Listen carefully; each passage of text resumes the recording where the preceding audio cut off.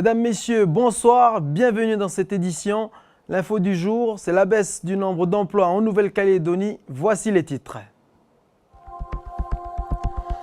Quel métier exercer? Une question que se posent tous les lycéens. Le salon SOFIP est là pour les aider à trouver des réponses. Dans un contexte économique difficile, seule la santé et l'agriculture sont créateurs d'emplois. Développer sa propre activité en mer, le rêve de beaucoup de Calédoniens. Le potentiel est vaste, mais les difficultés aussi. Et puis nous irons au Festival de la Foi, à la découverte d'un des métiers de l'ombre du cinéma, celui de projectionniste. C'est parti pour le SOFIP à Pointe-d'Imier, le salon de l'orientation, de la formation et de l'insertion professionnelle. Il réunit plus de 500 lycéens venus de toute la province nord. L'occasion pour nous de faire un point sur le marché du travail calédonien. Le nombre de chômeurs indemnisés augmente de 16% par rapport à l'an dernier et c'est le secteur privé qui est le plus touché. Regardez les détails de l'INSEE WAMO. C'est une première. L'industrie ce trimestre supprime des postes alors qu'elle en crée jusque-là. Moins 70 emplois, un phénomène qui s'explique notamment par la crise du nickel. Autre secteur toujours en souffrance, la construction, moins 653 emplois par rapport à l'an dernier. Mais des projets comme la construction du centre hospitalier du Nord pourraient ralentir cette tendance. Le commerce perd aussi 190 emplois par rapport à 2015, tout comme les services qui en suppriment 392. Dans les services, l'hébergement est particulièrement touché. La base de vie de KNS, par exemple, en compte 8 fois moins de salariés qu'il y a un an. Seuls les services liés à la santé connaissent une embellie, plus 227 emplois, conséquence notamment de l'ouverture du centre de rééducation du Médipôle de Koutio. Enfin, l'agriculture est l'autre grand secteur qui recrute, avec 90 emplois de plus, notamment dans l'élevage et l'aquaculture de crevettes. Vous l'avez vu dans ce reportage, seuls deux secteurs sont créateurs d'emplois, l'agriculture et la santé. Et au SOFIP, Stéphanie Marly a rencontré une étudiante et elle compte faire carrière dans le milieu médical. On regarde ce reportage. Melfen est élève en bac pro accompagnement services et soins à la personne. Dans son stand, elle nous montre comment manipuler un nouveau-né. Des gestes techniques qu'elle a appris durant sa formation au lycée de Touo. À la fin de l'année, elle devrait être aide-soignante. Je pense que c'est un besoin d'avoir plus d'aides-soignants, plus de personnes qui sont intéressées par ma branche. Pour moi, je vois qu'il y a en ce moment, en Calédonie, il y a plus de personnes qui sont âgées, plus de population âgée que de jeunes. S'il y a un vrai besoin de personnes qualifiées dans le secteur de la santé, c'est pareil pour l'agriculture.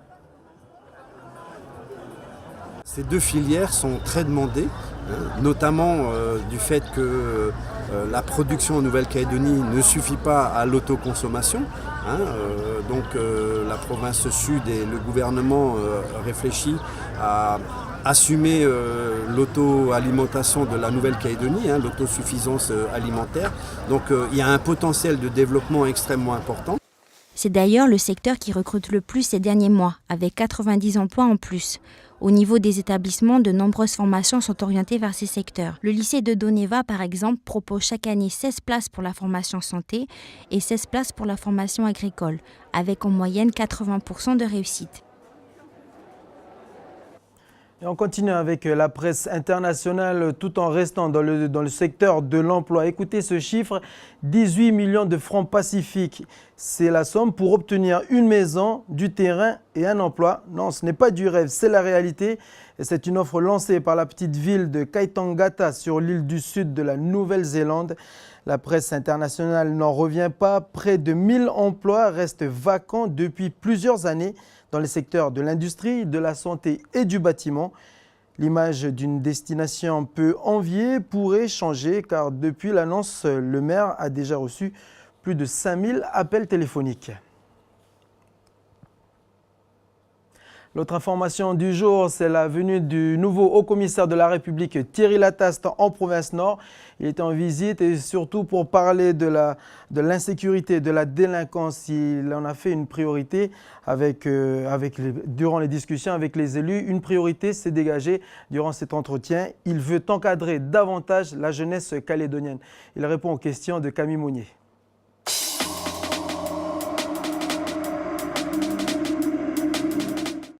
L'idée de bien prendre en compte la jeunesse.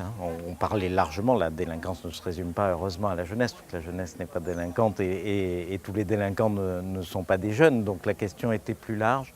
Tout le monde a considéré quand même qu'il fallait focaliser ici sur la jeunesse, sur l'intérêt, sur les activités qu'on pouvait lui offrir, des activités sportives. Par exemple, le président du comité provincial des sports a présenté toute une série d'initiatives qu'ils ont prises à l'échelle de la province et qui peuvent permettre d'engager dans un combat sportif, dans des activités tout à fait positives, une partie de ceux qui pourraient sinon se consacrer à autre chose. Alors on parle délinquance, récemment on a vu à La Foix un vol de voiture qui s'est terminé avec violence. Aujourd'hui les habitants de La Foix demandent à la réouverture d'une gendarmerie du côté de Moindou. Qu'en pensez-vous ? La question n'est pas celle de la réouverture d'une gendarmerie à Moindou, puisque les deux jeunes qui ont commis ce vol de voiture, au cours duquel la personne volée a été blessée, effectivement, ont été immédiatement identifiés et arrêtés. Donc la réponse de la gendarmerie a été efficace et sans délai. La présence sur le territoire des gendarmes avec une brigade pratiquement dans chaque commune est particulièrement dense par rapport à d'autres territoires de la République et en capacité de répondre. Par rapport à votre dernier exercice ici en Nouvelle-Calédonie, est-ce que vous sentez une insécurité plus grande ?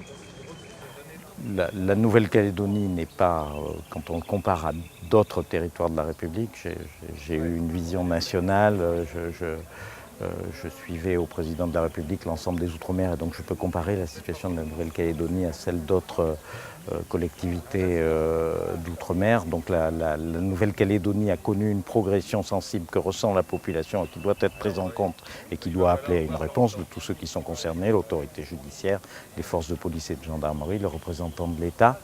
Elle n'est néanmoins pas dramatique par rapport à, si on se compare à d'autres situations particulièrement graves sur le territoire de la République. Et à Nouméa, les États généraux de la mer ont terminé aujourd'hui. 26 secteurs maritimes ont été étudiés, la pêche, les frais maritimes ou encore les activités nautiques comme le jet ski. Et à Koné, pour un moniteur, il n'est pas facile de bien tenir la barre lorsque le vent amène très peu de clients. Un reportage signé Océane Zobler. Alors il faut monter sur une moto marine toujours par l'arrière, au milieu. Max est moniteur de jet ski. Il propose aussi sur la côte ouest des visites guidées à travers la mangrove et des sorties en bateau. Pour l'heure, c'est le seul en province Nord à proposer ce type d'activité nautique. Une entreprise qui s'est créée en 2011, non sans difficulté. Il faut être soit diplômé ou soit avoir des titres qui reconnaissent certaines qualités. Et même si on rencontre des difficultés, on les traite en légère au fur et à mesure. C'est là aussi la participation des pouvoirs publics et au niveau territorial de justement nous encourager, nous soutenir dans toutes ces démarches qui sont assez contraignantes, qui sont assez longues. Ce tourisme de mer, aussi exotique soit-il, attire peu ces derniers temps. L'hiver arrive, c'est la crise avec le nickel et les gens ont aussi peur de se baigner. L'effet requin, ce qui s'est passé à Bourail, on en entend trop parler d'ailleurs à mon goût. Donc je pense qu'à un moment donné, il faut continuer. Les requins, il y en a toujours eu, il y en a encore. Pour Max, ces activités doivent être développées, mais pas n'importe comment. Il ne faut pas développer de manière démesurée ou déraisonnée. Il faut quand même tenir compte d'un contexte, celui par exemple de la brousse. On a des gens, comme je disais tout à l'heure, qui ont certaines habitudes, comme les pêcheurs, comme les plaisanciers. Tous ces acteurs de la mer doivent donc trouver leur place tout en respectant l'authenticité des différents sites. Et dans le chapitre du navire vietnamien, Une demande pour obtenir des laissez-passer, c'est l'objet d'un courrier adressé à l'ambassade du Vietnam à Paris. Donc, dans l'affaire de l'équipage du bateau surpris en pêche illégale dans notre zone économique exclusive, les matelots sont toujours à l'amicale vietnamienne. Alors, dans quelles conditions? On écoute la réponse du président. Comme nous avons une petite structure, ils sont cantonnés à l'amicale, c'est-à-dire qu'ils n'ont pas le droit de dépasser l'enceinte de l'amicale. Ils sont sous liberté conditionnelle, ce qui veut dire que tous les soirs, la police de la PAF passe contrôler si tout le monde est là. Ce n'est pas eux qui sont les premiers fautifs, et c'est le capitaine. Donc c'est pourquoi le capitaine est en prison au Congrès. Et l'armateur, bon, il s'est barré, donc on n'a pas réussi à avoir l'armateur. Ils connaissent même pas ils disent qu'ils connaissent pas le bateau. Et moi, quand j'étais au Vietnam, j'ai demandé à que l'armateur soit retrouvé de façon à que lui aussi soit mis en justice pour qu'on puisse dire que ben voilà, il faut qu'il paye les pots cassés. Je vous le disais en titre, direction le festival de la foi et coup de projecteur ce soir sur un métier souvent méconnu mais indispensable au cinéma. Je vous laisse le découvrir avec Milka Toua. Son bureau est au fond de la salle, derrière cette petite vitre. C'est dans l'ombre des projecteurs qu'Erika exerce son métier de projectionniste. Donc quand j'arrive, j'allume tous mes appareils ici, je les laisse chauffer. Après, je viens chercher mon habillage d'écran, le vidéoprojecteur. Et ici, le serveur où je mets tous mes films. Un métier bien loin de ses précédents emplois. Dans une ferme aquacole où elle triait les crevettes, puis à l'accueil d'une auto-école. Lorsque celle-ci a dû fermer, Erika accepte ce nouveau travail. Alors c'est par hasard que je suis tombée dessus, donc c'est mon ancien patron qui m'a trouvé ce travail-là. Et du coup j'ai adhéré, j'aime bien parce que le privilège c'est que je regarde les films avant les gens. C'est justement durant le festival du cinéma de la foi, il y a tout juste 5 ans, qu'elle a commencé. Ici, à l'époque, elle utilisait ce projecteur manuel. Il y a 3 ans, 4 ans de ça, on utilisait encore le 35 mm. Donc moi, quand je recevais ces bobines-là, je les recevais dans une boîte avec 3, 4 bobines, tout dépend de la durée des films. Je les montais, je les collais. Avec du scotch, je collais les négatifs. Erika a dû continuer à se former. Aujourd'hui, du matériel numérique est utilisé pour la projection.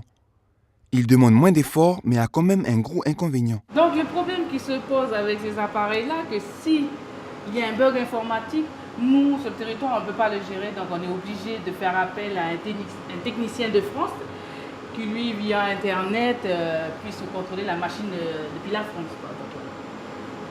Et on a eu un cas là avec le film Gravity, qui a eu un bug et on est obligé de faire sortir les gens. Ils sont aujourd'hui 2 projectionnistes à se relayer derrière les manettes. Pendant le festival du cinéma de la foi, les projections étant plus longues, un 3e vient leur prêter main forte. Publier des scènes violentes sur le web est passible d'une amende de 9 millions de francs pacifiques. C'est l'un des titres développés par Prosper Poigou dans le web du Pacifique.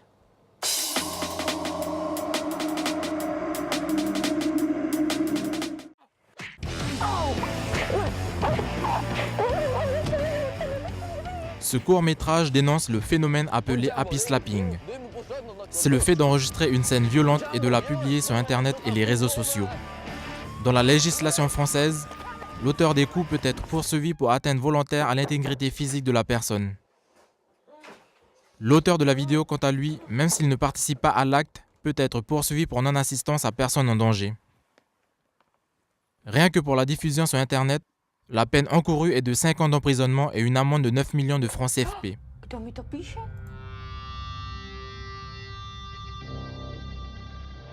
La Nouvelle-Calédonie n'est pas épargnée par ce phénomène.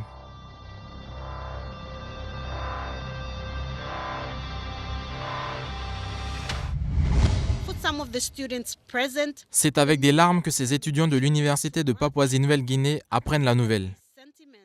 Nicolas Mann, le proviseur vient d'annoncer la suspension de l'année académique 2016.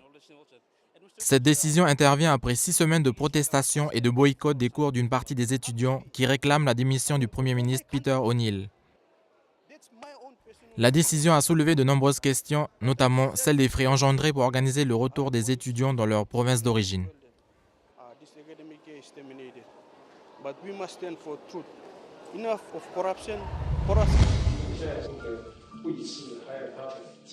Des artistes asiatiques exposent en ce moment même leurs œuvres à la Fondation Cartier située à Paris.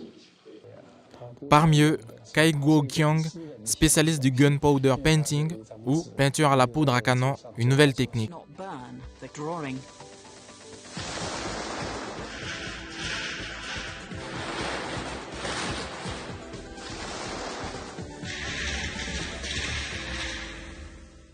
Il expose son dessin haut de 18 mètres de long. Un vrai talent explosif. Sai is an artist who really doesn't work within boundaries. And he's someone who has a kind of a boundless imagination. Voilà donc qui met un terme à cette édition. À suivre sur NCTV, j'ai testé pour vous et Chloé Yentao teste pour vous un repas à l'aveugle. C'est dans le cadre de la semaine du handicap à l'Université de Nouvelle-Calédonie. Merci de votre fidélité. Bonne soirée et à demain.